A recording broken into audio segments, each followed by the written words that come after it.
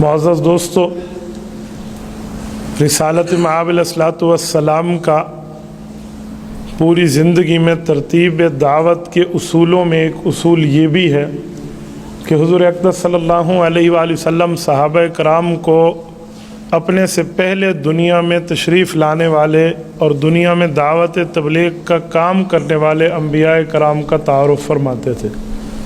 رسالت مآب علیہ السلام خود سے پہلے جتنے انبیاء کرام دنیا میں آ کر تبلیغ دین کا کام کر چکے تھے، ان کے تعارف میں ان کے واقعات، ان کے قصص، ان کی تمام باتیں صحابہ کرام کو بتاتے، اور یہ باتیں رسالت مآب کو رب کریم نے بتائی تھی۔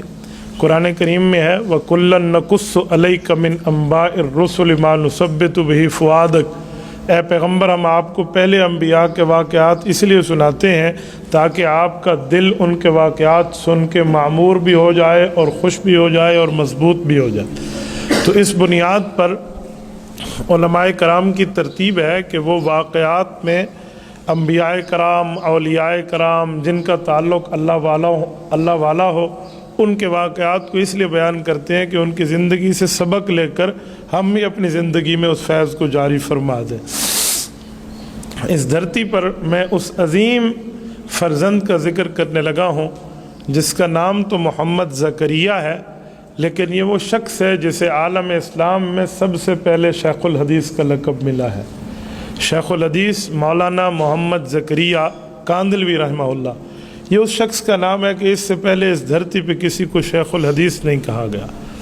جیسے میں کہوں نا کہ حضرت عمر کو سب سے پہلے امیر المؤمنین کا لقب ملا ہے، حالانکہ ان سے پہلے حضرت ابو بکر ہیں، ان کو جانشین پیغمبر کا لقب تھا، لیکن امیر المؤمنین کا پہلا لقب حضرت عمر فاروق کو ملا، پھر حضرت عثمان، پھر حضرت علی، پھر حضرت معاویہ رضی اللہ عنہ، یوں سارے آتے چلے گئے، لیکن امیر المؤمنین کا پہلا لقب حضرت عمر پہ سجا ہے۔ اسی طرح ایک لقب ہے جسے کہتے ہیں امام اعظم۔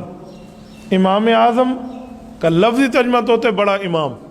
اگر پیغمبروں میں دیکھیں تو پیغمبروں کے امام رسول اللہ ہے، صحابہ میں دیکھیں تو صحابہ کے امام ابو بکر صدیق ہیں، بلکہ پوری امت کے امام ہیں۔ لیکن اس امام اعظم سے کیا مراد؟ تو اس سے مراد ہے صحابہ کرام کے جتنے شاگرد ہیں ان شاگردوں میں سب سے بڑا فقیہ تو وہ امام اعظم ابو حنیفہ رحمہ اللہ۔ تو امام اعظم کا لقب سب سے پہلے انہیں ملا، ان سے پہلے کسی کو نہیں ملا۔ ایسے ایک لقب ہے قاضی القضات۔ قاضی القضات کا معنی ہے کہ تمام بڑے قاضیوں کا سب سے بڑا اسلامی قاضی، جسے ہم کہتے ہیں چیف جسٹس۔ یہ پہلا لقب امت میں یعقوب ابن ابراہیم امام قاضی ابو یوسف امام ابو حنیفہ رحمہ اللہ کے شاگرد کو ملا ہے۔ اس طرح مختلف القابات ہوتے ہیں جو کسی کسی کو ملتے ہیں، جیسے حکیم الامت کا لقب حضرت مولانا اشرف علی تھانوی رحمہ اللہ کے لیے، شیخ الہند کا لقب مولانا محمود حسن دیوبندی رحمہ اللہ کے لیے، شیخ العرب والعجم کا لقب مولانا سید حسین احمد مدنی رحمہ اللہ کے لیے، امام اہل سنت والجماعت کا لقب مولانا عبدالشکور لکھنوی رحمہ اللہ کے لیے، یہ اولیت میں ہے۔ ایسے حکیم الاسلام کا لقب مولانا قاری محمد طیب قاسمی رحمہ اللہ کو ہے۔ تو جو لقب شیخ الحدیث ہے نا، کہ جس نے حدیث پاک کی بزرگی تک خدمت کی ہے، وہ سب سے پہلے لقب مولانا محمد زکریا کاندلوی رحمہ اللہ۔ مولانا زکریا کاندلوی رحمہ اللہ یہ 1890 سے ایک سال پہلے، 1889 سمجھ لیں، یہ 89 یہ اس میں پیدا ہوئے ہیں، اور 1982 میں ان کا انتقال ہے۔ یعنی ان کا انتقال چاند کے حساب سے تو 95 سال بنتا ہے، اور اگر ہمارا جنوری فروری کے حساب سے دیکھیں تو یہ کم از کم 92 سے 93 سال کے حضرت شیخ الحدیث رحمہ اللہ نے عمر پائی ہے۔ مولانا زکریا رحمۃ اللہ علیہ فرزند ہیں مولانا محمد یحییٰ رحمہ اللہ کے۔ مولانا یحییٰ کاندلوی رحمہ اللہ بہت بڑے عالم ہیں، اور مولانا رشید احمد گنگوہی رحمۃ اللہ علیہ جتنی حدیث پاک کی خدمت کیا کرتے تھے، تو جتنی فتویٰ لکھوانے کی ترتیب رکھا کرتے تھے، وہ مولانا یحییٰ کاندلوی رحمہ اللہ کے حوالے تھا کہ یہ اس کو خود تحریر فرما کر امت کے حوالے کر دیتے تھے۔ اور مولانا یحییٰ کاندلوی خود اپنی ذات میں انتہائی پارسا، نیک، متقی، پرہیزگار، اور دین اسلام پر اپنے حوالے سے اتنے کاربند اور مضبوط تھے کہ ان کی مثالیں رہتی دنیا تک پیش ہوتی تھی۔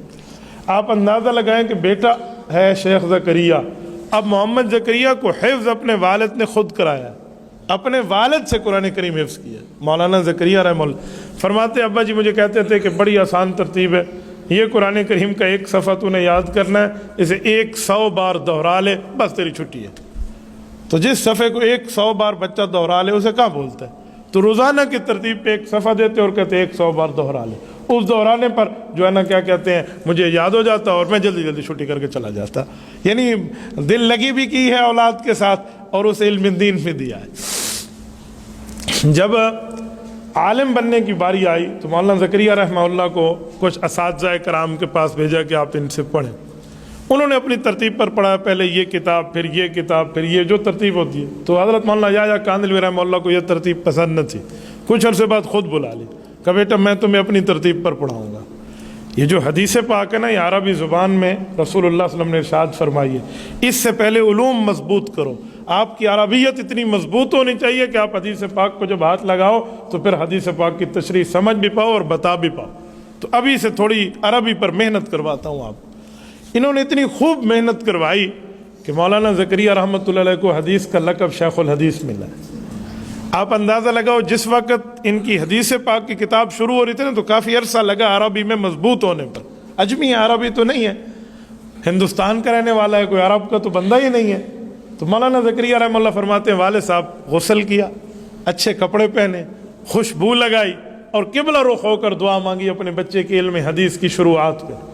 کہا مجھے نہیں پتا ابا نے کیا مانگی، لیکن میں بھی ابا جان کے کمر کے پیچھے ٹھہر کے ہاتھ اٹھا کر میں بھی کچھ مانگ رہا تھا کہ جو میں نے مانگا ہے وہ تو مجھے پتہ ہے۔ تو شاگردوں نے پوچھا حضرت آپ نے کیا مانگا؟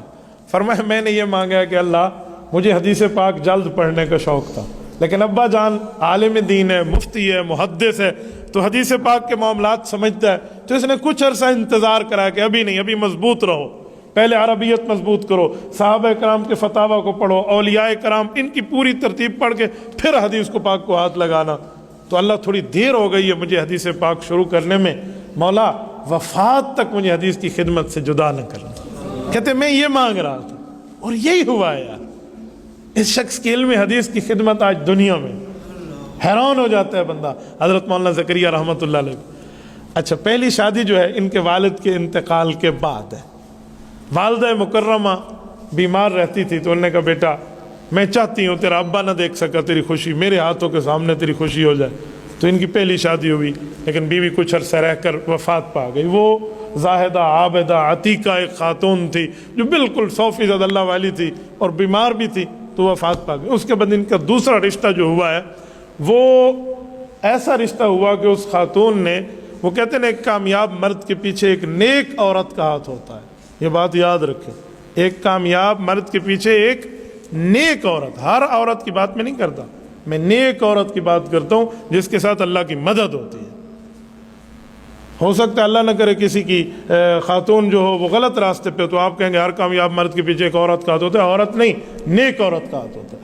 تو حضرت شیخ زکریا رحمۃ اللہ علیہ کو بیوی رب نے وہ عطا فرمائی جو انتہائی نیک پارسا تھی، اور انہوں نے کہا کہ بس ہمیں ہمارے گھر کے حقوق سب کچھ کے معاملات بعد میں، اور علم حدیث علم قرآن کی خدمت ایسے سمجھو ہمارے حقوق ہیں وہ سب سے پہلے آپ ادا فرمائیں۔ یعنی اس عورت نے ان کو علم دین کے لیے وقف کیا۔ بہت کم ہوتا ہے بیوی کہ تیرے پاس میرے لیے ٹائم ہی نہیں ہے، یوں نہیں ہے۔ اس عورت نے حضرت خدیجۃ الکبریٰ رضی اللہ عنہا کی سنت کو زندہ کیا ہے۔ حضرت خدیجہ رضی اللہ عنہا نے بھی تو اللہ کے رسول کو کبھی یہ نہیں کہا نا کہ آپ مجھے ٹائم نہیں دیتے، بلکہ رسالت میں آپ جب جاتے تھے ایک ہفتہ جا کر گزارتے وہاں پر غار حرا کے اندر، تو حضرت اماں خدیجہ رضی اللہ عنہا بستر تیار کر کے دیتی، زاد سفر تیار کر کے دیتی، کھانے پینے کا سامان تیار کر کے دیتی، اور ساتھ بھیجنے میں جو ہے نا کیا کہتے ہیں وہ دعائیں دیتی۔ کہتے ہیں کامیاب ماں اور کامیاب بیوی وہ ہے جب اس کا شوہر یا اس کا بیٹا گھر سے باہر جائے اور دروازہ بند ہو تو اللہ کے لیے ہاتھ اٹھا لے کہ میرا اللہ اس کی مدد اور نصرت فرما۔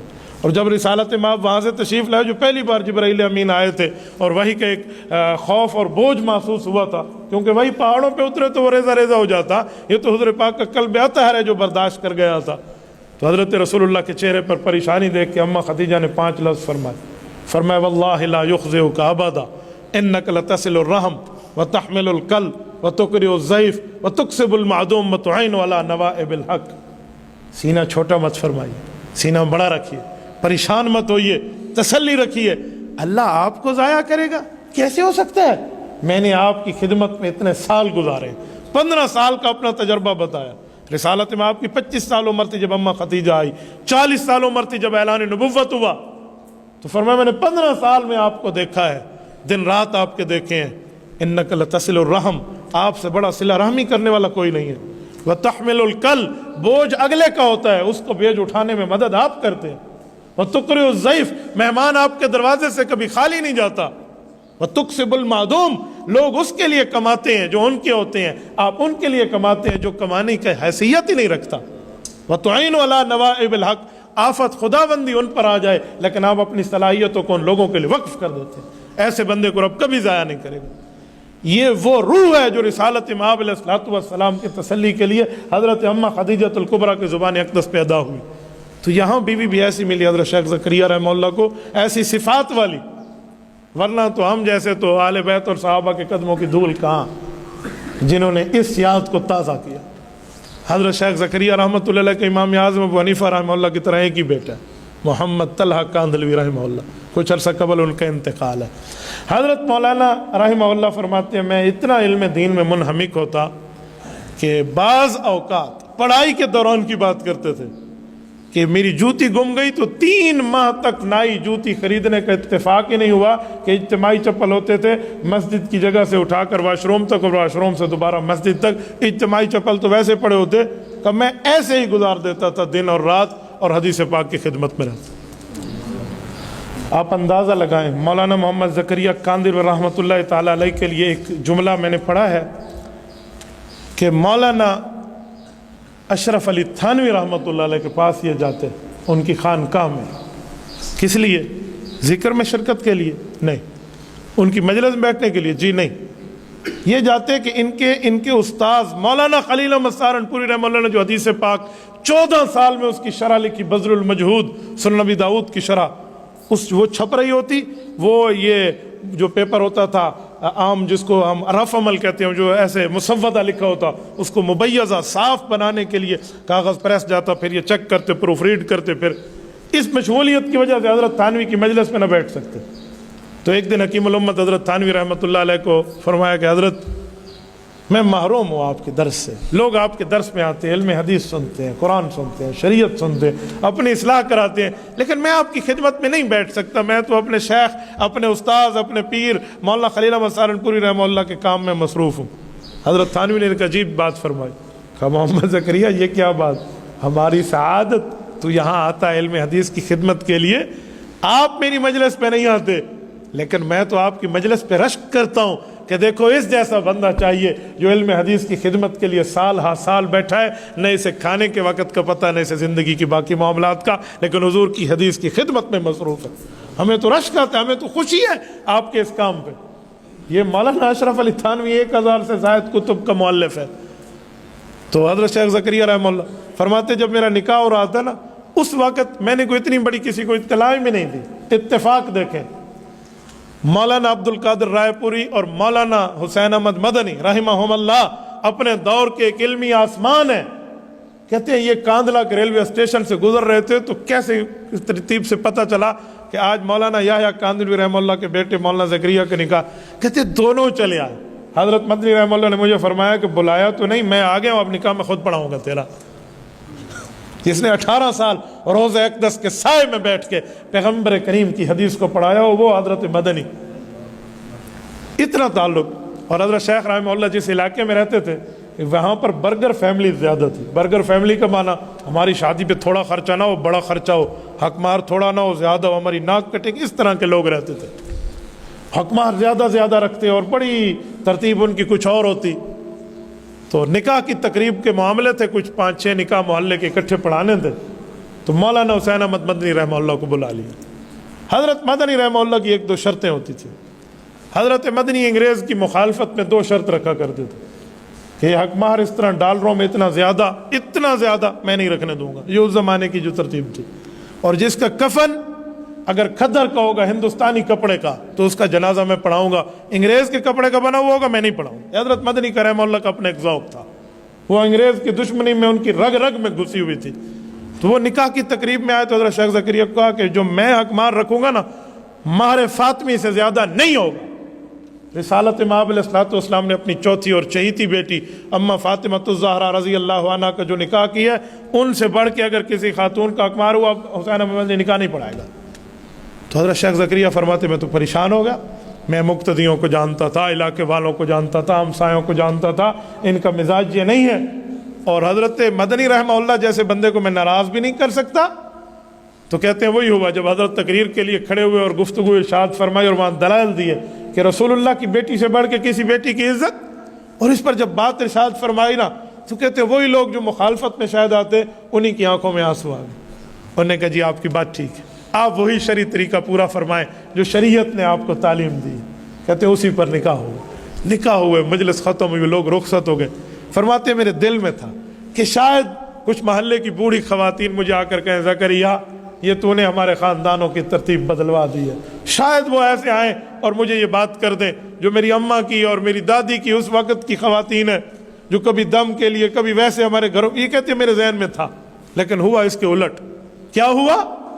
कहते हैं मुझे उन बूढ़ी औरतों के पैगामात आना शुरू हो गए, कुछ ख़वातीन के जो आ नहीं सकती थी, रसायल उनके खतूत आना शुरू हो गए, और उसमें लिखा हुआ था कि मोहम्मद ज़करिया अल्लाह तुझे जज़ाए खैर दे। किस सैयद सादात हुसैन अहमद मदनी रहमहुल्लाह उस शख्स को बुलाया था, उसके एक बयान की खातिर अल्लाह ने ये पाँव में ख़त्म करा दिया जो लोगों में अजीब किस्म का रिवाज था। हमारी बेटियां बैठी रहती थी, हम उनके जहेज़ों के चक्कर में, ये बच्चे बैठे रहते थे, उनके हकमार के इतने इतने पैसे जमा करने में उनकी काले बालों में सफ़ेद चांदी आ जाती और निकाह ना हो सकते, हमें कर्जे उठाने पड़ते, हम मुश्किलात में होते, नाक रखने के लिए लोगों के सामने हम ये काम करते। लेकिन शुक्र है कि इस रस्म को ख़त्म किया और सुन्नत को ज़िंदा किया। मौलाना मोहम्मद ज़करिया कांदलवी रहमहुल्लाह यूँ इल्म हदीस की खिदमत में रहे। पहला हज किया अपने शेख मुकर्रम मौलाना खलील अहमद सहारनपुरी रहमहुल्लाह के साथ, और मौलाना खलील अहमद सहारनपुरी रहमहुल्लाह वो शख्स है, आप हैरान होंगे, इतना बड़ा अल्लाह का वली, हैरान हो जाए बंदा। तज़किरतुल खलील में मौजूद है। एक मरतबा मौलाना सुन्नत पे और बिदत के खिलाफ तकरीर फरमा रहे थे, और ये बम्बई के शहर में उन दिनों की आखिरी तकरीर थी, क्योंकि इनका जहाज़ तैयार था, इनने जद्दा हज पे जाना था, और उस ज़माने का जहाज़ बाहरी जहाज़ होता था, बाखरा ये दरिया वाला पानी वाला ये जहाज़ होते, और वो आखिरी जहाज़ था हज के लिए और नहीं जाना था।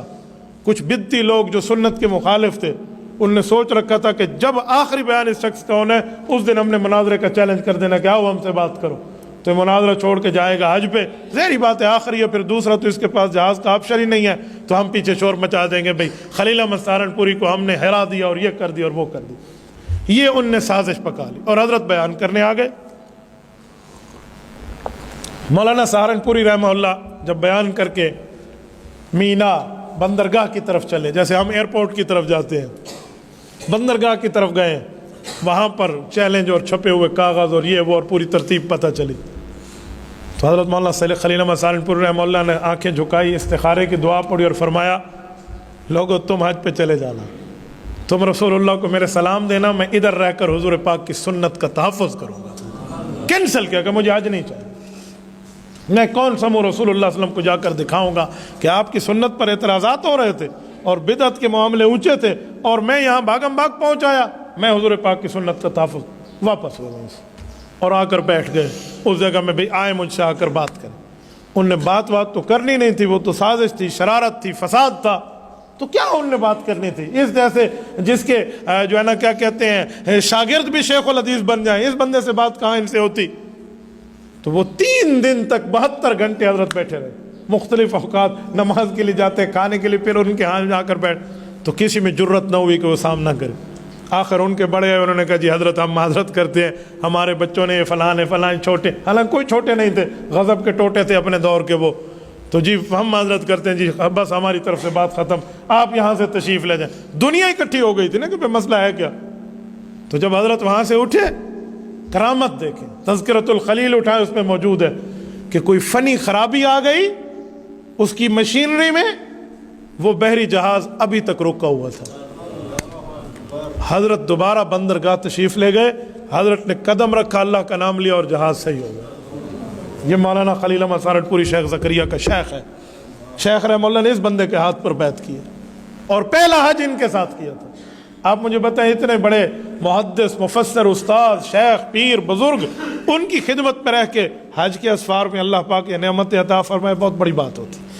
مولانا زکریا رحمۃ اللہ تعالیٰ علیہ خود فرماتے تھے کہ میرا ذہن یہ تھا کہ شاید سفید داڑھی میری ہوگی، ان دنوں میں جا کر رب کریم مجھے علم حدیث پڑھانے کی خدمات دیں گے، لیکن اللہ نے ایسا کیا کہ جس وقت میں نے اسباق مکمل کر لیے اور باقی ترتیبیں پوری ہو گئیں، کتابیں پڑھانے میں آئیں، تو مجھے اللہ نے علم حدیث کی خدمت بھی ساتھ دے دی، اور ایسی علم حدیث کی خدمت ہے یقین مانیے آپ حیران ہوں گے۔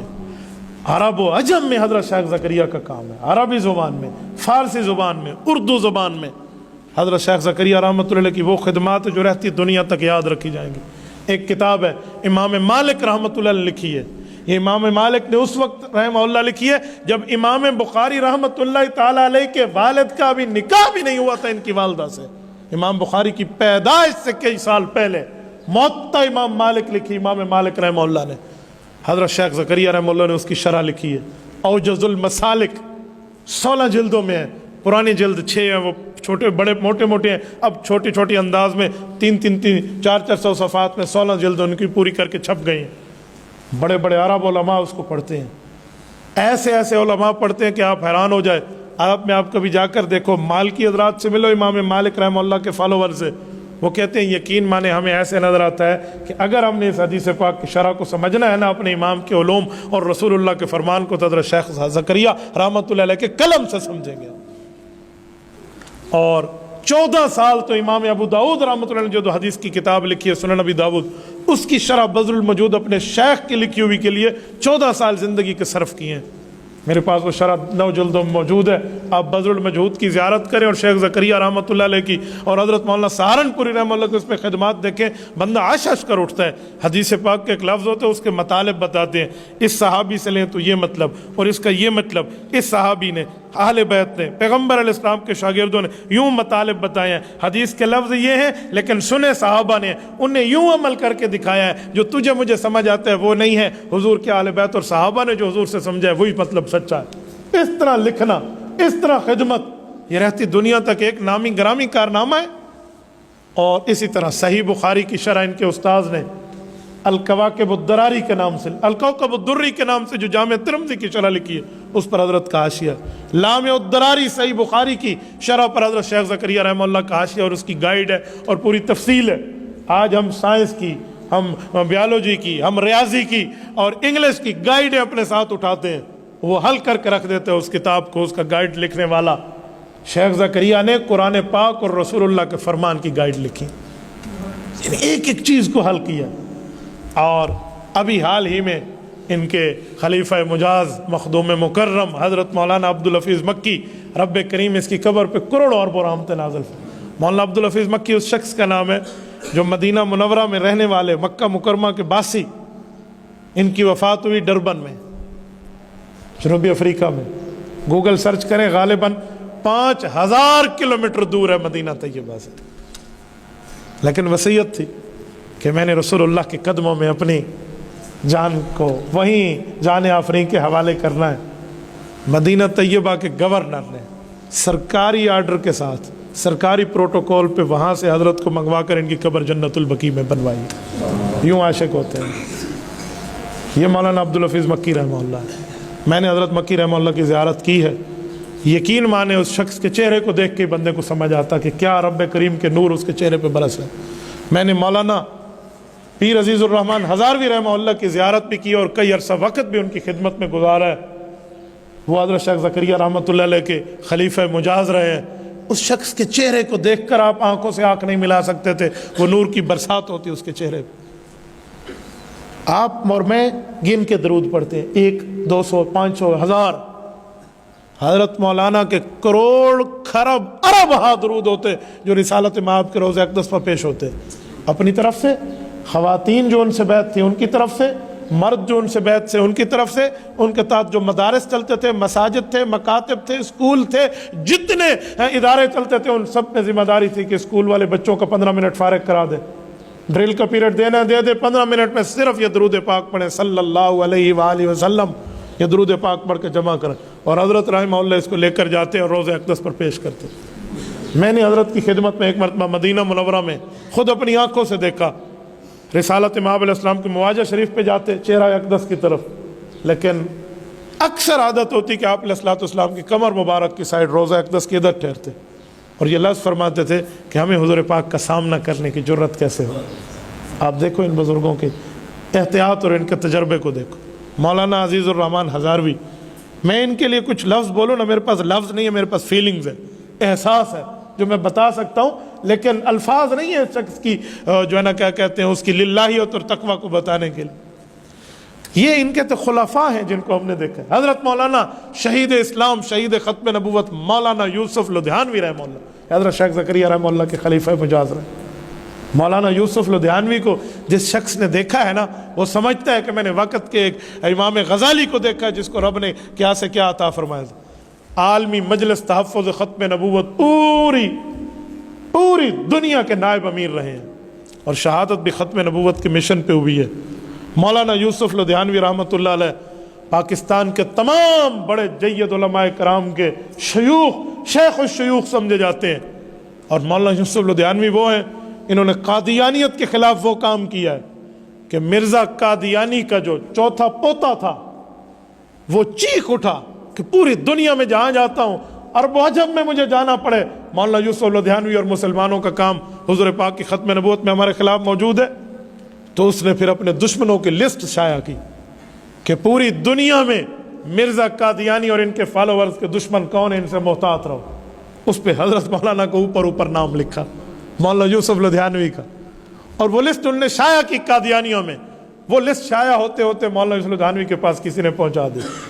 جامعۃ العلوم الاسلامیہ علامہ بنوری ٹاؤن کراچی کا یہ محدث ہے، اس نے بیٹھ کے جو جواب لکھا ہے نا، وہ آب زر سونے کے پانی کے ساتھ لکھنے کے مترادف ہے۔ انہوں نے جواب لکھا اور اس جواب میں کہا کہ بطور انسانیت میں تیرا شکریہ ادا کرتا ہوں، اور مٹھائی کا ڈبہ لیا، اس کے ساتھ لف کیا اور لنڈن اس کے پاس اس کو بائی ڈاک روانہ کیا کہ یہ مٹھائی جا کر اسے دے دو، میں بطور انسانیت اس کا شکر ادا کرتا ہوں کہ میرے پاس تو پتہ نہیں نیکیاں کیا ہوں گی، میں اللہ کے دربار میں کیا منہ لے کر جاؤں گا، تو نے میری نجات کا راستہ آسان کر دیا۔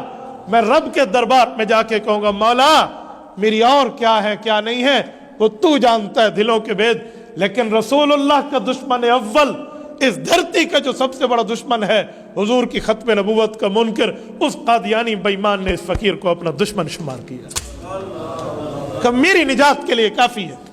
یہ مولانا یوسف لدھیانوی ہے، حضرت شیخ زکریا رحمۃ اللہ تعالی علیہ کا خلیفہ ہے۔ میرے دوستوں میں حیران ہو جاتا ہوں کہ حضرت شیخ زکریا رحمۃ اللہ نے کہاں اپنے شاگرد اور افراد پیدا نہیں کیے، اور کہاں نہیں۔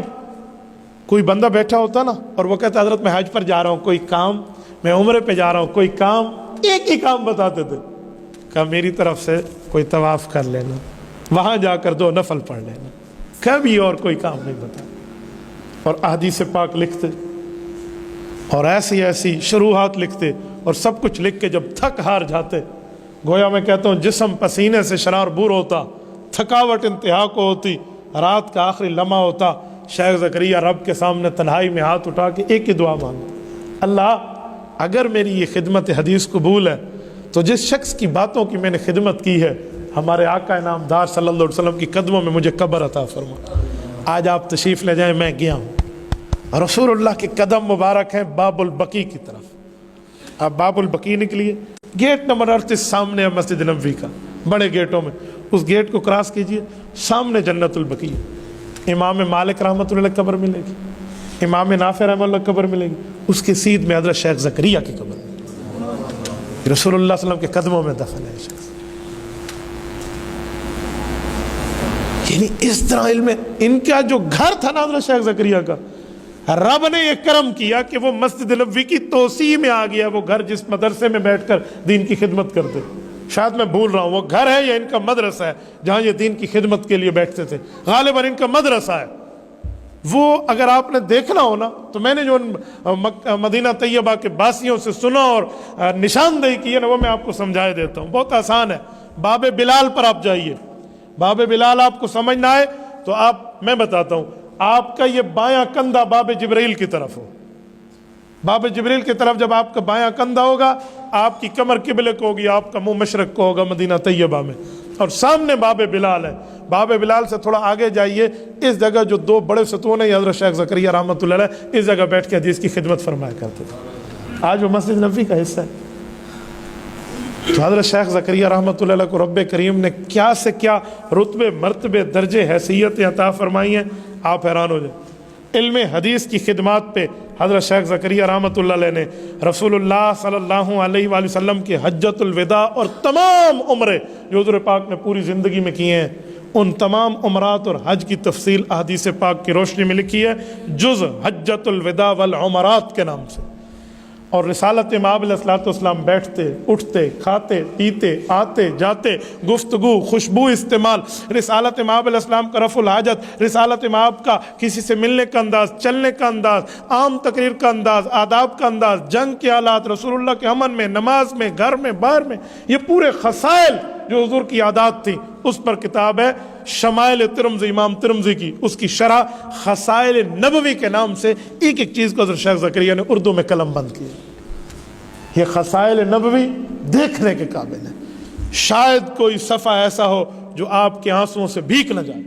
آپ ایک مرتبہ اس خصائل نبوی کو لے کر تو پڑھیے، حضرت شیخ رحمہ اللہ کی اس شرح کی خدمت کو دیکھیے کہ انہوں نے رسالت مآب علیہ السلام کی گفتگو کے آداب کے ہاتھ ہلانے تک کو بھی ذکر کر دیا۔ چلنے کوئی حضور پاک کو بلائے تو کس طرح، آپ علیہ السلام کسی کو دیکھے تو کس طرح۔ اسی طرح حضرت رسول اللہ صلی اللہ علیہ وسلم کی حدیث کی کتاب میں امام ابو داؤد نے جو بذل المجہود لکھی ہے، اس کا حاشیہ حضرت شیخ زکریا رحمہ اللہ نے بذل المجہود، امام ابو داؤد نے سنن ابی داؤد لکھی، اس کے حاشیے کو آپ دیکھیں تو کئی درجن سے، یعنی 1 درجن سے زائد جلدیں بنتی ہیں حضرت شیخ زکریا رحمۃ اللہ نے تمام حدیثیں۔ یعنی یہ شروع ہوتی ہے کتاب الصلاۃ، کتاب الطہارت سے، یعنی پاکیزگی کیسے کرنی ہے وضو اور غسل سے، اور ختم ہوتی ہے جا کر مسائل شتہ پہ، یعنی جہاں وفات تک، میراث تک، پیدائش تا وفات، یہ پوری کی پوری پیغمبر کی حدیثوں کی لسٹ ہے۔ یہ ابی داؤد کی شرح نے یہاں جمع کی بذل المجہود کے حاشیے میں۔ اور اسی طرح بھائیوں کو، یعنی اپنے دوستوں کو سمجھانے کے لیے کہ بیٹھنا کیسے چاہیے گفتگو میں، اپنے آداب و معاشرت، تحفۃ الاخوان کے نام سے، تحفۃ الاخوان یہ حضرت شیخ زکریا رحمۃ اللہ علیہ کی کتاب ہے۔ اور موطا امام مالک تو میں آپ کو بتا چکا ہوں کہ امام مالک رحمہ اللہ جیسے اتنے بڑے امام نے جو حدیث کی کتاب موطا لکھی ہے، اس کی شرح اوجز المسالک حضرت شیخ زکریا رحمہ اللہ تعالی۔ اور اس کے ساتھ قرآن کریم کے اوپر کیا فضائل ہیں قرآن کریم کے، وہ احادیث کتنی ہیں، آیات کتنی ہیں، کوشش کی ہے کہ وہ آسان سے آسان تر لکھا جائے جس کو عام بندہ بھی سمجھنا چاہے تو سمجھ جائے۔ اوپر آیت، اس کا ترجمہ، مختصر ایسی تشریح جو عوام کے بھی ذہن میں آ جائے، پھر اس طرح حدیث، پھر اس کا ترجمہ، پھر اس کی اس تشریح، اور تشریح میں بھی 8 10 15 ایسی حدیثیں فرما دیتے ہیں جو حضور پاک علیہ السلام سے مروی ہوتی، تشریح بھی اپنی طرف سے نہیں ہوتی، فضائل قرآن کے نام سے۔ اسی طرح فضائل رمضان کے نام سے حضرت شیخ زکریا رحمہ اللہ نے مکمل کی مکمل اس ترتیب پر رمضان المبارک گزارنے کا طریقہ قرآن کریم سے، احادیث نبویہ سے، اور اولیاء کرام کے اعمال سے، کہ ہمارے بزرگ اور اللہ والے کس طرح رمضان گزارا کرتے تھے، اکابر کا رمضان کیسے ہوتا تھا، اس کی پوری تشریح جمع کی ہے۔ اور دعوت و تبلیغ کے حوالے سے دین کو سمجھانا ہے، اس سمجھانے کے انداز میں فضائل تبلیغ جو شیخ زکریا نے لکھی ہے، یہ صرف وہ نہیں ہے جو دین کے ایک شعبہ تک محدود ہو، بلکہ فضائل تبلیغ میں پہلی آیت جو لکھی ہے وَمَنْ أَحْسَنُ قَوْلًا مِّمَّنْ دَعَا إِلَى اللَّهِ، اس کی شرح اور اس کے ترجمے میں جو حضرت نے تفصیل لکھی ہے وہ بڑی زبردست ہے۔ فرماتے ہیں تبلیغ کا یہ معنی بھی ہے کہ کوئی اذان دے تو یہ مؤذن بھی تبلیغ کے کام میں اٹھایا جائے گا کہ نماز پہ بلا رہا ہے۔ فرمایا اسی طرح اگر علماء دلائل کے ساتھ گفتگو کریں اور عوام میں دلائل شریعت سمجھائیں تو یہ بھی دعوت و تبلیغ کے کام میں سمجھا جائے گا کہ یہ شخص بھی شریعت اسلامیہ کو پھیلا رہا ہے۔ اور اسی طرح مجاہد فی سبیل اللہ تلوار سے میدان جہاد میں ہو تو یہ مجاہد بھی فی سبیل اللہ دعوت و تبلیغ میں سمجھا جائے گا کہ یہ بھی اللہ کے دین کی نصرت کے لیے اپنے جان مال وقت کو لگائے ہوئے۔ حضرت شیخ نے فضائل تبلیغ میں پورے دین کے شعبوں کا استقصاء کیا ہے، اور ایسے ایسے انداز میں آیت سے، حدیث سے، صحابہ کے عمل سے، اولیاء کے اقوال سے، بزرگوں کی ترتیب سے فضائل تبلیغ لکھی ہے۔ آپ پڑھیں، یقین مانے بندے کی روئیں روئیں تک ایک نور کی بات پہنچ جاتی ہے۔ حضرت شیخ زکریا اس طرح الکوکب الدری جامع ترمذی میں امام ابو عیسیٰ ترمذی رحمہ اللہ جیسے شخص. امام ترمذی کون ہے؟ اس وقت کا اتنا بڑا ذہین شخص ان کے مقابلے کا کوئی نہیں تھا. سنیے حضرت امام ترمذی رحمہ اللہ آخری زمانے میں آنکھوں کا دکھنا کم ہو گیا تو موتیا آ گیا آنکھوں پر. اس کے علاج سے پہلے دکھتا کچھ نہیں تھا, علاج ہوا بعد میں دکھا, لیکن جب نہیں دکھتا تھا حج پر جا رہے تھے, اپنی سواری اونٹ پر بیٹھے تھے, علاقے سے گزر رہے ہیں تو حضرت امام ترمذی کا ذہن کام کر رہا ہے کہ میں اس علاقے سے اسے ایک جگہ سے گزرتے ہوئے یوں ہوا, اپنے سر کو نیچے کیا جیسے کوئی چیز سے بندہ اٹکتا ہے اور بچ جائے. تو قافلہ رک گیا کہ کیا ہوا؟ کہا ادھر ایک درخت ہوتا تھا, جس زمانے میں گزرتا تھا اس کی ٹہنیاں یہاں جھکی ہوتی تھی, تو مجھے اندازہ ہو کہ میں اس جگہ سے گزر رہا ہوں. انہوں نے کہا جی درخت تو کوئی نہیں. کہا جی بیٹھ جاؤ, اگر میرا حافظہ کام کرنا چھوڑ گیا تو میں پیغمبر کی حدیث کی خدمت کیسے کروں گا, معلوم کرو. بستی والوں سے پوچھا گیا, انہوں نے کہا جی ہاں یہاں درخت ہوتا تھا, ہم نے کچھ عرصہ قبل کاٹ دیا. یہ امام ترمذی رحمہ اللہ. کہاں سے لائیں گے آپ ان جیسے علمی آسمانوں کے مقابلے میں کوئی دنیا کا عالم؟ یہ ہے جو رسول اللہ صلی اللہ علیہ وسلم کی دین اور شریعت اور حدیث کی محنت کرنے والے. ان کی کتاب کی جو شرح ان کے استاذ نے الکوکب الدری کے نام سے لکھی, اس کو پوری تفصیل اور گائیڈ سے حاشیہ میں حضرت شیخ زکریا رحمہ اللہ نے سمجھایا. اس جیسے بندوں کی حکایات صحابہ کے نام سے, اللہ اکبر, یہ وہ کتاب ہے جس میں پیغمبر کے صحابہ اور تابعین کے ان اچھوتے واقعات کو جمع کیا گیا ہے کہ کوئی ایک واقعہ ایسا نہیں ہے. 200 صفحات پہ مشتمل یہ کتاب ہے. ایک واقعہ ایسا نہیں ہے کہ جس کو آپ شروع کریں اور ختم کرنے سے پہلے آپ کا دل چاہے کہ میں بند کر دوں. اور یہ ان دنوں میں لکھی حضرت شیخ نے, جن دنوں میں ڈاکٹروں نے کہا تھا کہ حضرت آپ تھک گئے ہیں, آپ ذہنی طور پہ بھی آرام کریں, جسمانی طور پہ بھی آرام کریں. حضرت نے کچھ عرصہ آرام کیا, طبیعت ٹھیک ہوئی تو لکھ لیا. ابھی ڈاکٹر نے اجازت نہیں دی تھی, انہوں نے حکایات صحابہ لکھ لی. لیکن کچھ سازشی اور ظالم لوگ وہ ہیں جو کہتے ہیں شیخ زکریا کا نعوذ باللہ حافظہ کام کرنا چھوڑ گیا تو ان دنوں میں لکھی تھی, اور وہ پوری فضائل اعمال پہ اعتراض کرتے ہیں. جی نہیں, یہ بات صرف حکایات صحابہ کی ہے, اور کام کرنا چھوڑ گیا ذہن والی بات نہیں ہے. بات یہ تھی کہ ڈاکٹروں نے کہا تھا حضرت آپ تھوڑا آرام فرمائیں. مثلا میں آپ کو کہوں آپ ذہن کو سکون دیں, دل کو سکون دیں, اس کا کیا معنی؟ آپ کو ہارٹ اٹیک ہو گیا اور آپ پاگل ہو گئے ہیں ذہن کو سکون دیں؟ تو بھائی اس کا معنی سکون اور آرام ہوتا ہے. سلام پیش کرو اس زکریا رحمہ اللہ کی خدمت کو جس نے اتنا زیادہ مصروفیت کے باوجود بھی, ڈاکٹروں کے آرام کے ہدایات کے باوجود بھی وہ کتاب لکھی ہے جو رہتی دنیا تک ایک مایا ناز سمجھی جائے گی. اور اسی طرح الاعتدال فی مراتب الرجال, جو ہمارے بڑے بڑے بزرگ ائمہ فقہا گزرے ہیں, ان میں ایک ایک کا مرتبہ علم دین میں کتنا ہے, اس کے مراتب کی ترتیب اور ان کے احوال پر اور ان کے واقعات اور قصص پر حضرت شیخ کی ایک مایا ناز کتاب ہے. ایک کتاب فضائل حج ہے, آپ فضائل حج کو پڑھیں, دل سے ایک دفعہ پڑھیں, آپ کا حج پہ دل تڑپنے نہ لگ جائے. آپ مجھے کہنا کہ میں نے فضائل حج نہیں پڑھی. یاد رکھیں, آپ ایک مرتبہ فضائل حج کو تھوڑا کھول کے تو دیکھیں. شیخ زکریا رحمہ اللہ ایک موقع پہ جا کے کہتے ہیں مدینہ کے باسیو خوش قسمت ہو تم لوگ, تمہیں رسول اللہ کا قرب ملا ہے, روزانہ کی بنیاد پہ تم اللہ کے رسول کی خدمت میں حاضر ہو کر اپنا سلام سنا سکتے ہو. فضائل اعمال میں یہ سب چیزیں جمع ہو گئی. اس طرح فضائل صدقات لکھی ہے. فضائل صدقات, صدقے کے اوپر ایسے صدقات پر ہے. مجھے ایک دوست بتا رہے تھے کہ میں حالت فقر میں بھی صدقہ کرتا ہوں, اگرچہ مجھے خود طلب ہوتی ہے لیکن پھر بھی دیتا ہوں. میرے سامنے وہ حدیثیں ہیں جو حضرت شیخ نے فضائل صدقات میں جمع کر دی. اور اس طرح فضائل تجارت, یہ بزنس مین کے لیے, یہ تجار کے لیے, کہ تجارت کے معاملات میں جو جھوٹی قسم نہیں اٹھائے گا اور تجارت کو صحیح تاجر رکھے گا, حضور نے فرمایا کہ وہ تاجر انبیاء کے ساتھ اٹھایا جائے گا.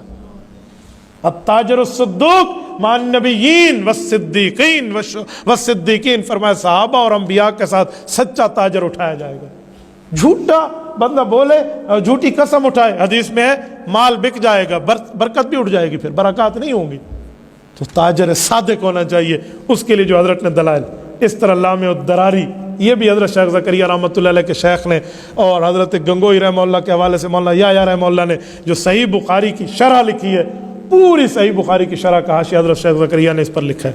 اس طرح فضائل درود شریف ہے.